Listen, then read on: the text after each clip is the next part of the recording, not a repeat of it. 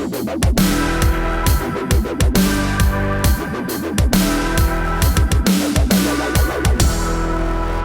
know, for years I've been calling it anti-social media because the way it tears people apart instead of bringing people together. But today I'm finding out that, oh my gosh, the Russians are running it. And it kind of turns out they are. I'm not talking about collusion to throw the election to Trump or any of the rest, but I am talking about Russian bots that sprout up after a big issue and have us all on the right and on the left chasing our own tail, wasting our time, and generally just learning to hate each other in all new ways. Hey everybody, I'm Steve Green with Bill Whittle and Scott Ott, and this is Right Angle, brought to you by the members of BillWhittle.com. Gents, a couple of things I came across this morning. One was a Vanity Fair puff piece on Twitter's I can't remember her actual job title, but it's her job to clean up the bots. And they talk about all these right-wing bots that we're taking care of this, and none of the left-wing bots. But this very same morning, also came across a gentleman on our side of the aisle who said you can already identify the anti-Second Amendment Russian bots that sprouted up after that horrible attack in Florida on Friday because they all have similar features. They all claim to be teachers or ex-military. They all claim to own firearms and be supporters of the Second Amendment, and they're all these brand new zero-follower accounts with a lot of digits and weird letters in their names, and they all have us engaging them instead of actually talking to each other. Bill, has there ever been a better investment made in destroying this country than the Russians spending a few $100 on anti-social media trolls? No. And this is the poison pill that we've ingested for the last 25, 30 years, this whole idea of social media, which has so many benefits. I mean, us being here doing the show is one of them, obviously. But ultimately, what it's done is it has basically given people social environments to mix with people that they don't know very well personally, which is kind of a new thing in human history. So many people have online friends and online communities, and we spend our times communicating online, and so we have this middleman between us and the people that we generally associate with, and that middleman is the social media networks, and that middleman is capable of advertising and promoting ideologies and so on. I have a friend who's relatively liberal, and he said, talking about the Russian thing and the collusion and all this, he said, what if the Russians were playing both sides of this, and that the reason that they're playing both sides of it is to simply have us divided into two camps that are simply more angry at each other than we are at any external threat or anything? What if this whole thing is just designed to basically bring about this final sort of destruction of America by placing us into these two different echo chambers and feeding us nothing but what we think we want to hear, and amping up the level of violence and hatred and just setting up years and years and years of bile so that people will say, I can't possibly speak to him, he's a Republican, or whatever the case may be. Yeah. You know, if you look at it that way, yes, it's working. Having said that, I would like to just point out, and not in a screw you, you miserable leftist bastard way, but if your argument is that Russia threw the election because they had subtle messages that were invisible on social media, well, then you might want to think about the fact that it is widely reported with hidden camera footage, with internal confessions and all the rest, that social media is so horrendously biased against conservatives. When our message isn't getting out, when those same algorithms and those same things that Google is attempting to swat down are determined to keep part of this entire debate silent, and that it's open knowledge among everybody that our videos aren't being shared because of algorithms, that YouTube and Google and Facebook, avowedly left-wing organizations that are avowedly doing this, are doing it secretly. No one is seeing it happen. It's not like an email is showing up in your box that you declined to open. I talked to some people at a Republican event. They sent out something like 150 invitations to a speaking event using Gmail, and none of them went out. Oh. None of them went out. So if the idea of Russian bots having influenced the election and elected this, Cheeto Hitler, Donald Trump, if you're one of those left wingers that think that this is an absolute catastrophe and flies in the face of democracy, well, then welcome to our world. I'm not saying this to prolong the fight. I'm not saying this to say it's all your fault. I'm just saying, look, can't we agree that if social media is here, and it's here, it's not going anywhere. There's no question about that.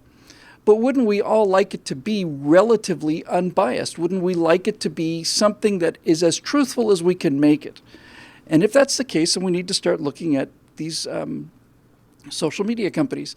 Look, I've said before, I'm probably the last guy who wants to hear about government intervention and patrol and all the rest of this stuff. I think it's a bad idea. Google is a private company, all the rest of it. However, there is a profoundly good argument to make about antitrust legislation. I saw a great article about this just recently. Standard Oil was the monopoly of the last century because they had better technology and they were cleaning everybody's clocks.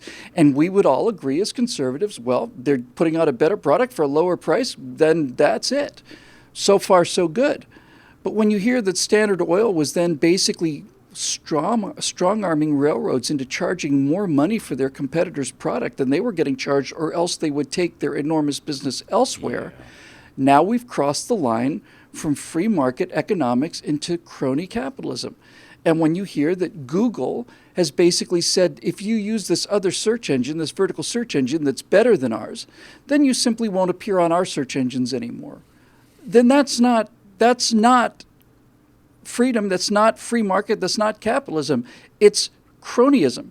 And I suspect it's time to start looking at these companies, which are no longer private companies. They are, in every sense of the word, utilities.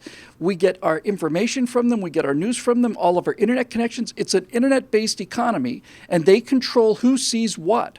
They are in every reasonable definition a monopoly, and they're acting like monopolies to the degree that they're committing illegal acts in order to protect their market share. Yeah. I'm sorry you had to do that, but you did. So now we have to start discussing what do we have to do about it. I'll tell you, Bill, as somebody who read a lot of Milton Friedman and Ayn Rand as a young man, I have some philosophical issues with antitrust in theory, but in practice, I'm coming around to the position that in this digital age, you can do content, you can do distribution, you can do search, but you got to pick one. You can't do all three or even two. I'm really coming around to this idea. Just to add to this, because it's a sore spot for me too, right? I don't want to be this guy. Yeah, me either. But if it turns out that Google is using its power to make sure that better search engines do not get to the market, then that's not capitalism and it's not the free market. It's simply bullying, and it's strong arming, and it's illegal, and all the rest of it. So I'm sorry, but it does kind of go back to our entire theory of humans, doesn't it? That because if you ask a bunch of these leftists, they'll say, "Oh, those oil barons, those greedy railroad barons, those greedy oil barons." Well, guess what? Those greedy information barons too. They're doing the exact same thing that the oil barons did, that the railroad barons did. They are using their muscle to use legislation and strong-arm tactics to keep competitors out of the market because people don't change. Yeah. They're still the kind of things that they always were, and they are going to want to break the law when it suits them.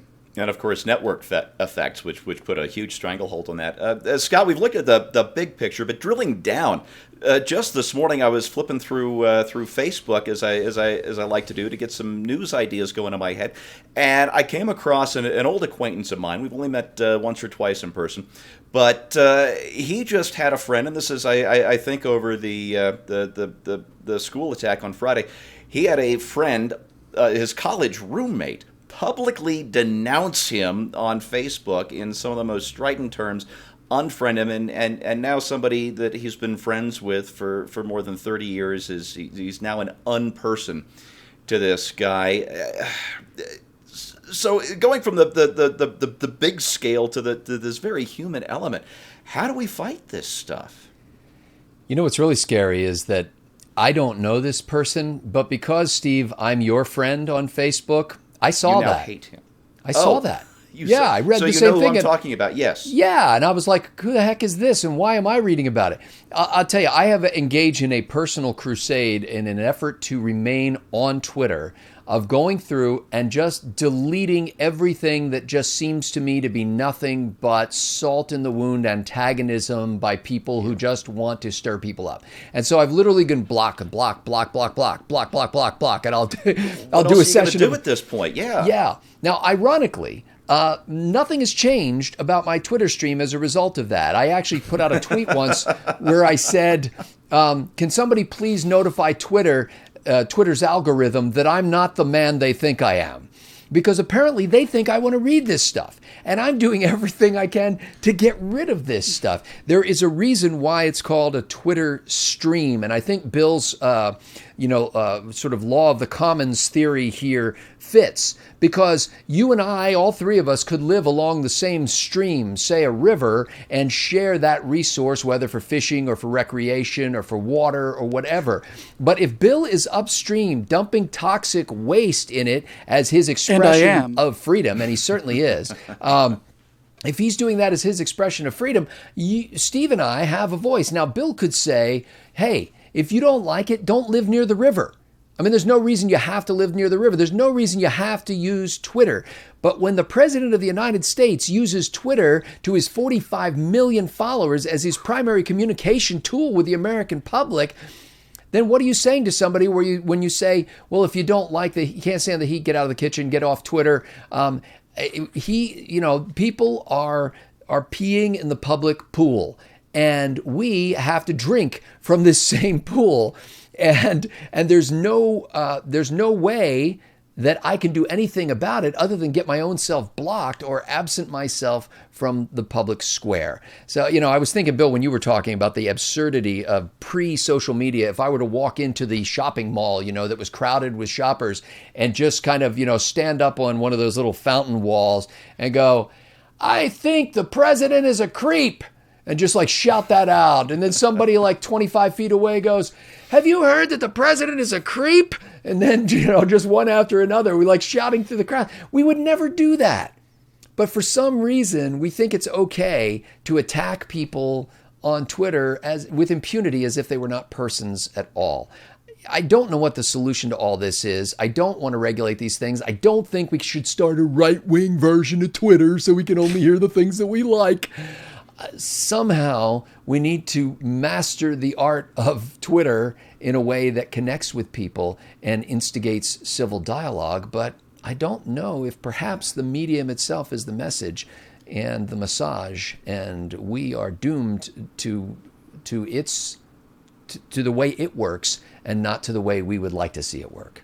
Yeah, Scott, I have the feeling that Twitter alters the feed in order to keep people outraged and thus more engaged on Twitter. So it doesn't matter what you block or what you like, you're going to keep getting what Twitter thinks will keep you engaged with Twitter, and that seems to be the same stuff that just annoys us and pisses each other off. Believe it or not, this is exactly why lately I've taken to posting videos of me singing old crooner tunes. Which I love those, by the way. The singing salesman stuff is great.